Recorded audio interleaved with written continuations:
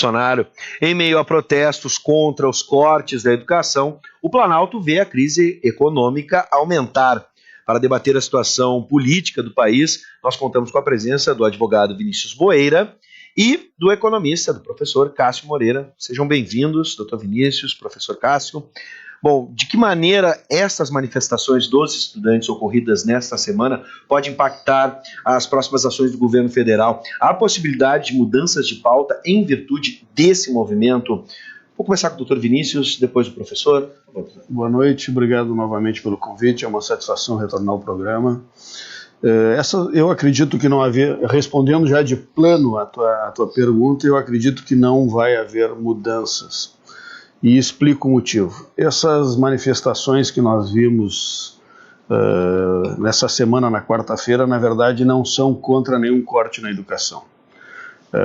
O corte da educação foi de 3,5% de verbas que podem ser contingenciadas, ou seja, não são verbas obrigatórias que essas não podem ser mexidas. Na verdade, o que nós temos é que temos uma grande massa de estudantes contrários ao governo, que fizeram campanha, ou seja, os estudantes no Brasil, na sua grande maioria, principalmente os que fazem movimento estudantil, que participam dos diretórios acadêmicos e dos grêmios estudantis, eles têm uma ideologia política totalmente ao contrário da que foi vitoriosa na eleição. Então, esta manifestação foi apenas aproveitando o mote, porque racionalmente não haveria motivo para essa manifestação, e que o que saiu na rua foram todas aquelas pessoas que estão descontentes com o governo, não por terem votado nele, mas porque votaram no candidato que perdeu a eleição. Então essa manifestação não tem capacidade de mudar absolutamente, no meu ponto de vista, não tem capacidade de mudar absolutamente nada nos rumos do governo. O que precisa ser adequado é o próprio governo, que está se fazendo uma auto-oposição, ou seja, existe uma necessidade de combate na guerra cultural, como a gente já discutiu aqui várias vezes neste programa, mas o que precisa ser feito imediatamente e inicialmente é resolver o problema, a encruzilhada que nós estamos na questão econômica. Ou seja, se nós não conseguirmos fazer com que o governo, nós que eu digo sociedade, fazendo com que a economia volte a rodar, que volte a diminuir o número de desempregados, que volte a aumentar o faturamento das empresas, que volte a viabilizar o Brasil economicamente, não vai haver absolutamente mais nada, porque o Brasil vai quebrar. Ou seja, nós precisamos urgentemente aprovar, principalmente a reforma da Previdência, sob pena de faltar dinheiro já no segundo semestre. Professor Cássio. Bom, em primeiro lugar, muito obrigado pelo convite, boa noite ao telespectador. Eu acho que os protestos, independente se tem uma maioria que foi contra o governo, havia também pessoas que votaram, eles sinalizam uma coisa clara, a falta de prioridade em relação à educação. É meio consenso para todas as pessoas que a educação é o caminho do desenvolvimento econômico, do progresso, né? E a partir do momento que um governo sinaliza um contingenciamento de 30 bilhões aproximadamente, né, 30%, sinaliza que não está sendo a prioridade. Então eu acho que esse descontentamento ele vem aliado a outras coisas também. A gente está com uma das taxas de desemprego, uma das maiores da história, né? A economia, todas as revisões em relação ao PIB mostram uma diminuição da expectativa de crescimento do PIB, né, do próprio PIB projetado, e isso aos poucos vai fazendo com que as pessoas comecem a se sentir no seu dia a dia esse descontentamento. Eu até creio que as manifestações tendem a aumentar, e por um lado elas são muito perigosas no sentido de atrapalhar a retomada do crescimento econômico brasileiro. Se a gente voltar um pouquinho atrás no tempo, a gente vai perceber que o Brasil, em 2013, tinha uma das menores taxas de desemprego da história, né? Ou seja, todo mundo que queria trabalhar arrumava emprego, e a população foi às ruas, naquelas manifestações de junho de 2013, isso fez com que despencasse a popularidade da então presidente Dilma, que seria reeleita em primeiro turno se as eleições fossem em maio de 2013, e acabou, né, despencando a popularidade dela e quase não conseguiu a reeleição frente ao candidato Aécio. E essa instabilidade política acaba atingindo a estabilidade econômica. Porque quando as pessoas começam a ir para a rua descontentes e as manifestações começam a crescer, o consumidor fica receoso, né? Daqui a pouco não é hora de fazer uma compra maior. O empresário fica também receoso de ampliar a sua capacidade de produção, de investir. E a formação bruta de capital fixo, que é um sinalizador do investimento, estava retomando uma tendência de crescimento no primeiro e segundo trimestre de 2013, e a partir das manifestações de junho desse ano, despencou mais de 8, 10 trimestres consecutivos. Então, o Brasil teve uma renovação de expectativas positivas com a eleição do presidente Bolsonaro, porém, vários erros que têm acontecido, tanto de comunicação como postura do governo, têm feito com que a popularidade do presidente comece a despencar.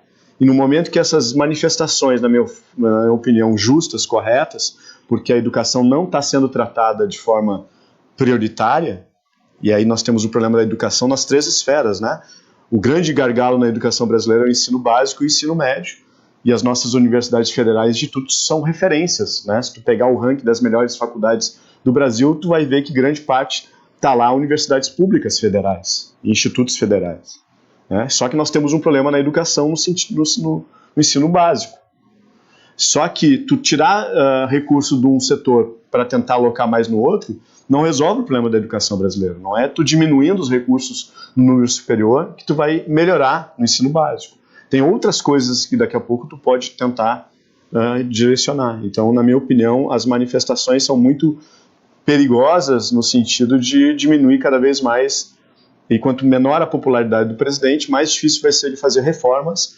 E uma das principais reformas do país é a reforma tributária, que mexa no sistema tributário, que é muito regressivo ao invés de progressivo. Bom, um pouco da resposta, acredito que cada um já tenha dado para esta segunda pergunta, mas é sempre bom a gente retomar com dados. O monitor da FGV mostrou que o PIB teve uma retração no primeiro trimestre de 2019. Bom, a pergunta é: quais são as apostas do governo para tentar reverter esse cenário? Uma, o Dr. Vinícius já apontou na aposta sobre a reforma da Previdência, né? Na reforma da Previdência. Outras ações podem ser tomadas na sua concepção, doutor? Eu acredito que sim. É importante a gente deixar claro que os problemas que o Brasil vive hoje na questão econômica não são problemas que foram criados hoje. Ou seja, não são problemas deste governo, ao contrário, se fosse por decisões tomadas neste governo, nós estaríamos com a economia provavelmente de vento em popa. O problema é que nós temos desde 2003, quando o Lula assumiu o governo, ele inicialmente manteve uma política econômica do governo anterior, do Fernando Henrique, mas logo após ao mensalão, ele começou a desviar a política econômica que havia dado certo nos governos do Fernando Henrique, e nós começamos a descer a ladeira. Nos governos da ex-presidente Dilma, o Brasil realmente despencou na economia, e a economia ela não é um ente que se move rapidamente, ou seja, as decisões econômicas elas levam tempo para repercutir. Quando se toma más decisões, essas decisões não é no mês seguinte ou no trimestre seguinte que nós vamos conseguir avaliar. Então toda esta problemática, essa quantidade de desempregados é uma herança que já vem de 2 ou 3 mandatos presidenciais. Nós vimos um acúmulo de resultados negativos que vem culminando com isso que nós vemos hoje.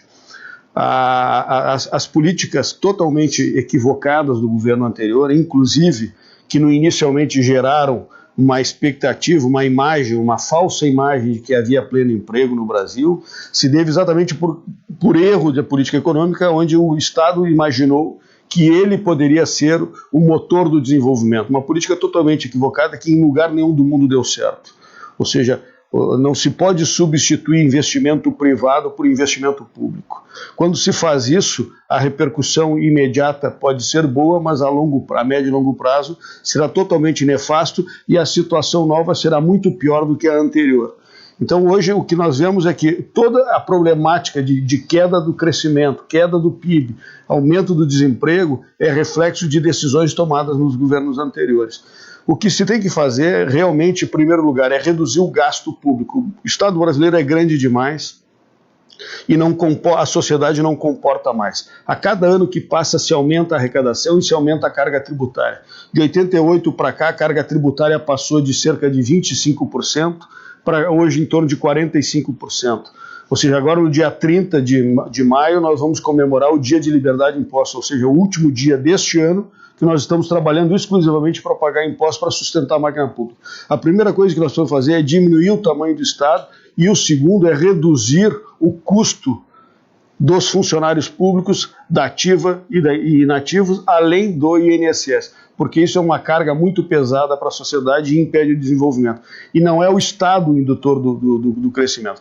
Nós só vamos ter melhora nos índices econômicos quando nós voltarmos a ter investimento no Brasil. E o investimento privado só virá com reformas. Então nós precisamos inicialmente, antes de falar em reforma tributária, porque a reforma tributária não adianta se nós não conseguirmos reduzir a despesa antes. Ou seja, como é que nós vamos reduzir a receita se nós não reduzirmos a despesa? Se hoje, com toda essa receita e este emaranhado legal, esse manicômio tributário que nós temos no Brasil, nós não conseguimos suprir, todos os anos nós temos déficits fiscais que são uma carga tributária que se joga para as próximas gerações pagarem. Então nós vamos primeiro reduzir o déficit, reduzindo o custo do Estado, reduzindo o custo com aposentadorias e principalmente as aposentadorias do setor público, para depois pensar em fazer uma reforma tributária, que também é fundamental. Só que inicialmente o que tem que se fazer a reforma tributária é a simplificação, porque é muito complexa, muito contraditória, é muito complicado. As empresas no Brasil gastam mais de 4.000 horas por ano somente para poder se adaptar às regras tributárias e cumprir as obrigações principais, que é pagamento, e acessórias, que é prestação de informações ao Estado. Ou seja, isso em contrapartida aos outros países do mundo dá na média mundial em torno de 108 horas. Ou seja, o Brasil é um emaranhado legal que só empurra o contribuinte para a ilegalidade. Ou seja, nós, reduzindo o custo do Estado, podemos mexer na reforma tributária, reduzindo a complexidade de arrecadação, e aí sim nós vamos começar a ter condições de ter investimentos privados, principalmente investimentos internos, para poder recuperar a economia, recuperar o crescimento, recuperar o nível de emprego satisfatório. Sem isso não há saída. Quero lembrar para você aí de casa, antes de passar a palavra para o professor Cássio, que você pode participar da nossa conversa pelo 99588-2374, pelo WhatsApp, 99588-2374, mensagem de texto. Mande a sua pergunta, mande a sua opinião também. E só para concluir, se tu me permite, realmente a educação no Brasil não tem sido prioridade desde sempre.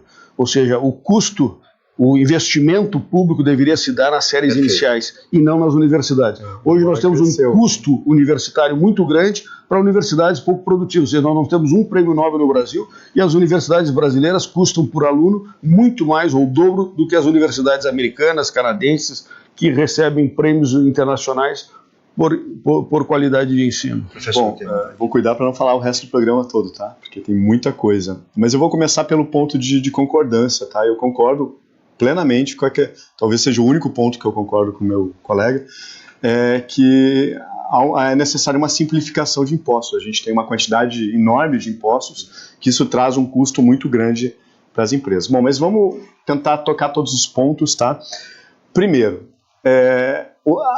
hoje a gente vive um momento meio perigoso de pós-verdade, que as pessoas acreditam numa coisa e dizem aquilo e às vezes não vão conferir os números, os dados, etc. Tem até filósofo dizendo que a Terra é plana, né? Então gente acreditando, né, nessas questões, então é uma coisa complicada. Se a gente, um economista que eu indico, um sul-coreano chamado Chang, que tem um livro muito bom chamado Chutando a Escada, que ele mostra o desenvolvimento de muitos países como se deu por meio da participação do Estado na economia, como o Estado sendo a locomotiva e a iniciativa privada dos vagões.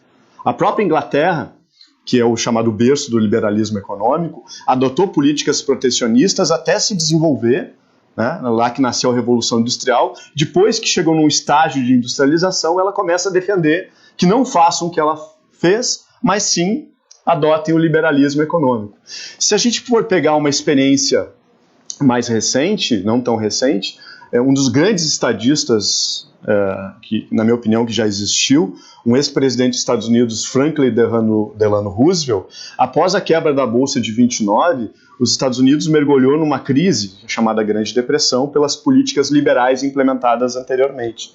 E o Roosevelt lançou uma política chamada New Deal, né? Ou seja, tanto com políticas keynesianas, no sentido do Estado intervir na economia, regular e fomentar a demanda, e a partir desse momento, o chamado bem-estar social que perdurou por alguns anos, algumas décadas, tanto na Europa, na Escandinávia, quanto na América do Norte, com intervenção do Estado na economia, e fez com que o capitalismo tivesse a idade de ouro, né? Tal. Se a gente for pegar no Brasil, a gente vai ver que até a década de 80 nós tínhamos um Estado desenvolvimentista, e as maiores taxas de crescimento da história foram com o governo, com o Estado intervindo. Até o próprio regime militar, na época do chamado milagre econômico, embora houve concentração de renda, houve um brutal crescimento econômico, embora crescimento não é a mesma coisa que desenvolvimento. Então o Estado é extremamente importante para o capitalismo, para o capitalismo dar certo, né? Não o Estado absoluto. Na minha opinião, o socialismo e a ideia de um comunismo que não existe, né? Na verdade só existe socialismo, só existe movimento comunista, mas o sistema econômico não existe, é uma utopia, então, na minha opinião. Então o capitalismo ele dá certo com um Estado forte e não um Estado fraco. Por que acontece com o Estado fraco e o Estado mínimo? O Estado mínimo faz com que grandes corporações, tanto nacionais e internacionais, se apoderem desse Estado mínimo, das diretrizes, e acabam meio que trazendo muitas vezes a questão econômica para os seus interesses. Então, no caso do Brasil, o que o Brasil precisa, e o Estado da brasileiro não é tão grande assim. Se a gente for olhar o número de médicos por habitante, policiais por habitante, professores por habitante, tem algumas ineficiências que têm que ser corrigidas, mas se a gente comparar o gasto de funcionário público por habitante do Brasil em relação a outros países, o Brasil não está lá em cima.